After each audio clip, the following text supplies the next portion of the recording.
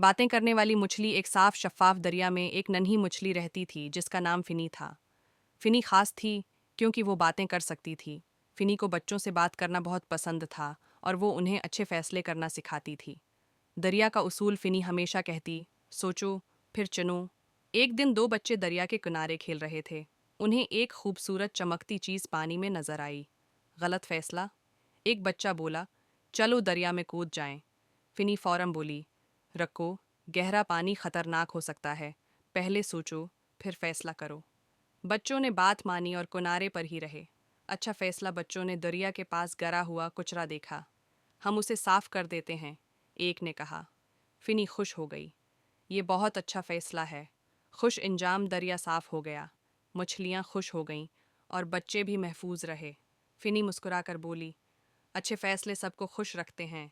सबक हमेशा सोच समझकर फैसला करो। अच्छे फैसले खुशी लाते हैं।